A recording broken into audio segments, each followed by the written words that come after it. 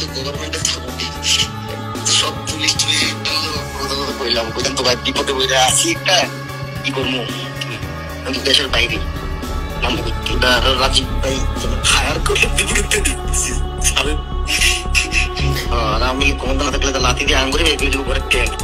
এই phone আলাপটি RS ফাহিমের সাথে কোনো এক ইনফ্লুয়েন্সারের ফোন আলাপ, যেখানে তিনি কল রেকর্ড করে শুধুমাত্র আরএস ফাহিমের ভয়েসটি আপলোড করেছে। আমাকে নিয়ে ইতিমধ্যে একটি কন্ট্রোভার্সি তৈরি হয়েছে, যেখানে বলা হয়েছে যে আমি আন্দোলনের সময় শিক্ষার্থীদের পাশে ছিলাম না। আর ওই অডিও রেকর্ডটিতেই শুধুমাত্র আমার ভয়েসটি শোনা যাচ্ছে। আর কলটা কিন্তু একজনের মধ্যেই হয় না, অপর প্রান্তেও কিন্তু একটি মানুষ ছিল যার নাম তৌহিদুদ্দিন আফ্রিদি।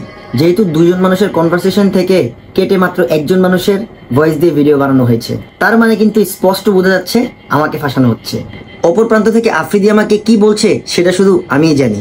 আর যে ভয়েসটা ফাঁস করা হয়েছে, আফ্রিদির ভয়েস ছাড়া যদি ফাঁস করা হয় তাহলে জনগণের সাথে একটি প্রতারণা করা হবে। আমার তো আর খাইয়ে দেয়া কাজ নাই যে ওরে আমি কল দিয়ে কইতে যাবো কে গুলি করছে, কে কি করছে, হ্যান তেন। আর এটাই সেই ভয়েস যেখানে আমার কল্লা কেটে ফেলার হুমকি দেওয়া হয়েছে, আর সেখান থেকে কাট করে এই ভয়েসটুকু নেওয়া হয়েছে। আমার তো ভাই ফ্যামিলি আছে, আমার তো তাদের কথা প্রতিনিয়ত চিন্তা করতে হয়, কারণ সে বারবার আমাকে কল দিয়ে আওয়ামী লীগের বড় বড় নেতা এবং প্রশাসনের সামনে এমন ভাবে প্রশ্নবিদ্ধ করছিল, যার কারণে আমার কিছুই করার ছিল না, হাতে শুধু হাই মিলিয়েছি। আমারও তো ভাই মা বোন আছে, তখনও কিন্তু দল ক্ষমতায়, তো ভয় থাকা তো স্বাভাবিকই।